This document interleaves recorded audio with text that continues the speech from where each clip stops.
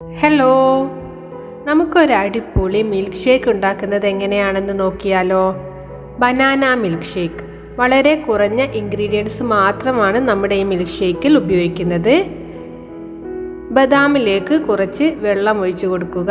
നന്നായി തണുത്ത പാലും അതിലേക്ക് 5-6 ഈത്തപ്പഴവും ഒരു 10 കാഷ്യൂ നട്ടും കൂടി ഇട്ട് കൊടുക്കുക.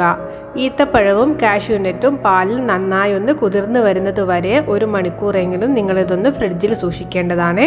ഫ്രിഡ്ജിലായാലും ഫ്രീസറിലായാലും കുഴപ്പമില്ല. ഇപ്പോൾ പാല് നന്നായി ഒന്ന് തണുത്ത് വന്നിട്ടുണ്ട്. ഈത്തപ്പഴവും കാഷ്യൂ നട്ടും പാലിൽ നല്ലതുപോലെ ഒന്ന് കുതിർത്ത് വന്നിട്ടുണ്ട്.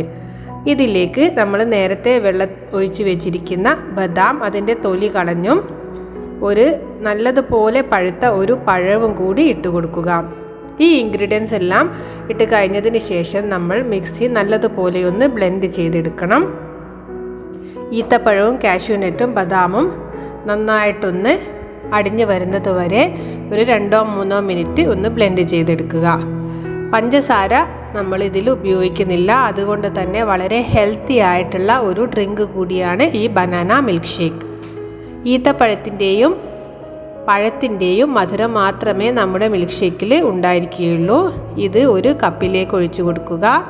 പിന്നീട് അതൊന്ന് ഗാർണിഷ് ചെയ്യാൻ വേണ്ടി അതിലേക്ക് ഒരു പൊടിച്ച കാഷ്യൂ നട്ടോ അല്ലെങ്കിൽ ബദാമോ അതല്ലെന്നുണ്ടെങ്കിൽ പിസ്താഷിയോയോ ഉപയോഗിക്കുക. അതിൻ്റെ മുകളിലായി ഒരല്പം ബൂസ്റ്റ് കൂടി ഇട്ട് കൊടുത്താൽ നമ്മുടെ easy and tasty banana milk shake ready ആയിട്ടുണ്ട്. ഇത് വളരെ ടേസ്റ്റി ആയിട്ടുള്ള ഒരു റെസിപ്പിയാണ്. എല്ലാവർക്കും പെട്ടെന്ന് തന്നെ ഉണ്ടാക്കിയെടുക്കാനും പറ്റുന്നതാണ്. നിങ്ങളെല്ലാവരും ട്രൈ ചെയ്യണം. എല്ലാവരുടെയും അഭിപ്രായങ്ങൾ അറിയിക്കുകയും വേണം.